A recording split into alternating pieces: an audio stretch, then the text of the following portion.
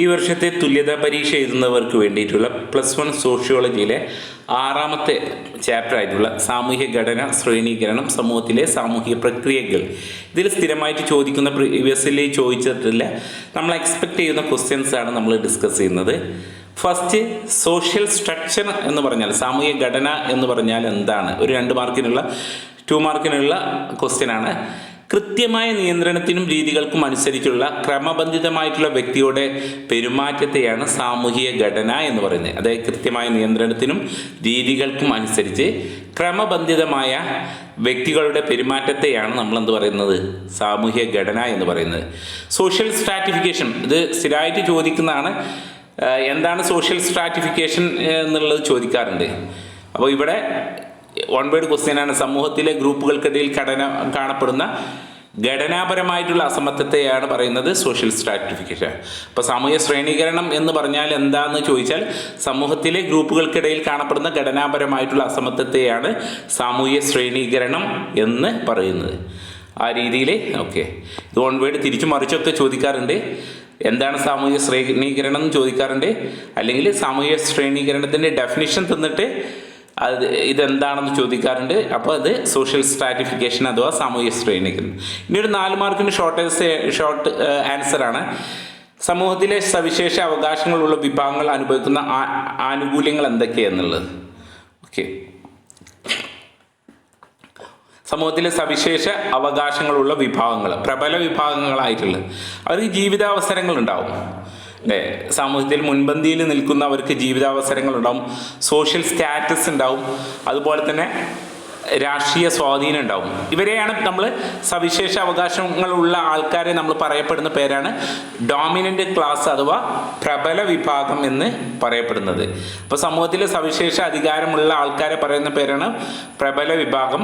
അവരനുഭവിക്കുന്ന ആനുകൂല്യങ്ങൾ, ഒന്ന് ജീവിതാവസരങ്ങൾ, അവർക്ക് സമ്പത്തുണ്ടാവും, ആരോഗ്യം ഉണ്ടാവും, വരുമാനം ഉണ്ടാവും മറ്റുള്ളവരെ അപേക്ഷിച്ച്. അതുപോലെ തന്നെ സാമൂഹ്യ പദവി ഉണ്ടാവും, ഉന്നത സ്ഥാനങ്ങൾ ലഭിക്കും, എവിടെ പോയാലും അവർക്കൊരു കൺസിഡറേഷൻ ഉണ്ടാവും. അതുപോലെ തന്നെ രാഷ്ട്രീയ സ്വാധീനം ഉണ്ടാവും, പ്രബല വിഭാഗമായതുകൊണ്ട് തന്നെ രാഷ്ട്രീയ അധികാരം അവർക്കുണ്ടാവും. സാമൂഹ്യ പ്രക്രിയ, പ്രധാനപ്പെട്ട സാമൂഹ്യ പ്രക്രിയകൾ വിശദമാക്കുക എന്നുള്ളതാണ്. നിലവിലുള്ള സാമൂഹ്യ ഘടനയിലും സാമൂഹ്യ ശ്രേണീകരണത്തിലും മാറ്റങ്ങൾ സൃഷ്ടിക്കാൻ സാമൂഹ്യ പ്രക്രിയക്ക് സോഷ്യൽ പ്രോസസ്സിന് എന്ത് ചെയ്യും സാധിക്കുമെന്ന് പറയാൻ. അതായത് സഹകരണത്തിലൂടെ നിലവിലുള്ള സാമൂഹിക ഘടന മാറ്റാൻ പറ്റും. മത്സരം, സംഘട്ടനം എന്നിവയിലൂടെ പ്രധാനപ്പെട്ട സാമൂഹിക പ്രക്രിയകളാണ്. ഓക്കെ, ദെൻ ഐക്യം എന്നത്, ഇതിൽ സഹകരണം, മത്സരം ഒക്കെ ഉള്ളത് പോസിറ്റീവ്, സംഘടനം എന്നുള്ള നെഗറ്റീവ് ആയിട്ടുള്ള സോഷ്യൽ പ്രോസസ്സാണ് എന്ന് മനസ്സിലാക്കുക. ഐക്യം എന്നത് സമൂഹത്തിൻ്റെ ധാർമ്മിക ശക്തിയാണ് എന്ന് അഭിപ്രായപ്പെട്ട സാമൂഹിക ശാസ്ത്രജ്ഞൻ. ഐക്യപ്പെടുക എന്നുള്ളത് സാമൂഹ്യത്തിൻ്റെ ധാർമ്മിക ശക്തിയാണ്, സമൂഹത്തിൻ്റെ ധാർമ്മിക ശക്തിയാണെന്ന് അഭിപ്രായപ്പെട്ടത് ആരാണ്? എമിലി ദുർക്കിമാണ്. ദെൻ യാന്ത്രിക ഐക്യവും അതുപോലെ തന്നെ ജൈവിക ഐക്യവും തമ്മിലുള്ള പ്രധാനപ്പെട്ട വ്യത്യാസം. ഈ പാഠത്തിൽ നിങ്ങൾ നിർബന്ധമായിട്ട് നോക്കി പോകേണ്ടത് ഈ ഒരു ഡിഫറൻസ് ചെയ്യുന്ന കാര്യങ്ങളാണ്. എന്താണ് യാന്ത്രിക ഐക്യം, എന്താണ് ജൈവിക ഐക്യം? യാന്ത്രിക ഐക്യം എന്ന് പറഞ്ഞാൽ വ്യാവസായിക പൂർവിക സമൂഹത്തിൽ കാണപ്പെടുന്നതാണ് യാന്ത്രികമായിട്ടുള്ള ഐക്യം. ഓക്കെ, അടിസ്ഥാന ഒരുമയും സമാധാനവുമാണ്. ലളിതമായിട്ടുള്ള വൈദഗ്ധ്യവൽക്കരണം, പ്രായത്തിൻ്റെയും ലിംഗത്തിൻ്റെയും അടിസ്ഥാനത്തിൽ തൊഴിൽ വിഭജനം, സമാന ജീവിത രീതികൾ, എല്ലാവർക്കും ഒരേപോലെ. ജൈവിക ഐക്യം എന്ന് പറഞ്ഞിട്ടുണ്ടെങ്കിൽ, ഓർഗാനിക് സോളിഡാരിറ്റി എന്ന് പറഞ്ഞിട്ടുണ്ടെങ്കിൽ, വ്യാവസായിക സമൂഹത്തിൽ എന്ത് ചെയ്യുന്നുണ്ട്? കാണപ്പെടുന്നു വ്യത്യസ്തത. ഓക്കെ, ഡിഫറൻസ് കൂടുതലാണ്, ഡൈവേഴ്സിറ്റി കൂടുതലാണ്. ശക്തമായിട്ടുള്ള വൈദഗ്ധ്യവൽക്കരണം കാണാം എന്നുള്ളതാണ്. തൊഴിൽ വിഭജനവും അംഗങ്ങൾ തമ്മിലുള്ള പരസ്പര ആശ്രയത്വം ഉണ്ടായിരിക്കും. വൈവിധ്യമാർന്നമായിട്ടുള്ള ജീവിത രീതികൾ ജൈവിക ഐക്യത്തിൽ കാണപ്പെടുന്നതാണ്. ദെൻ എന്താണ് അന്യവൽക്കരണം, അലൈനേഷൻ? അതായത് ചില കാര്യങ്ങൾ നമ്മളിൽ നിന്ന് വിട്ടുപോകുന്ന ആണ്. ഉദാഹരണം നമുക്ക് പറയാം. ഉൽപാദന പ്രക്രിയയിലും തൊഴിലിലും ഉൽപ്പന്നത്തിലും തൊഴിലാളികളുടെ നിയന്ത്രണം നഷ്ടപ്പെടുന്ന അവസ്ഥയാണ് എന്ത്? അന്യവൽക്കരണം എന്ന് പറയുന്നത്. ഉൽപാദന പ്രക്രിയയിലും തൊഴിലും ഉൽപ്പന്നത്തിലും തൊഴിലാളികളുടെ നിയന്ത്രണം നഷ്ടപ്പെടുന്ന അവസ്ഥയാണ് അന്യവൽക്കരണം എന്ന് പറയുന്നത്. അന്യവൽക്കരണം എന്ന ആശയം മുന്നോട്ട് വെച്ചിട്ടുള്ളത് കാൾ മാർക്സ് ആണ്.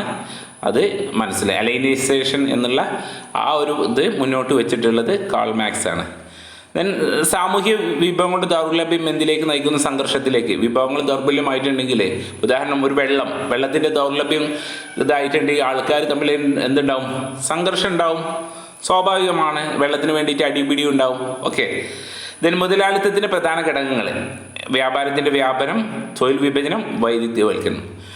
മുതലാളിത്തം ക്യാപിറ്റലൈസേഷൻ്റെ എന്ന് പറഞ്ഞാൽ വ്യാപാരം വ്യാപിപ്പിക്കും, തൊഴിൽ വിഭജനം ഉണ്ടാവും, ഓരോരുത്തർക്കും ഓരോ ജോലി എന്നുള്ളതാണ്. അതുപോലെ തന്നെ ഏറ്റവും സ്പെഷ്യലൈസ്ഡ് ആയിട്ടുള്ള വർക്കേഴ്സ് ആയിരിക്കും അവരെ ചൂസ് ചെയ്യാറ് എന്നുള്ളത്. അപ്പോൾ ഇതാണ് ആ പാഠം. ഈ രീതിയിൽ പഠിക്കുക. എന്തെങ്കിലും സംശയം ഉണ്ടെങ്കിൽ ചോദിക്കുക.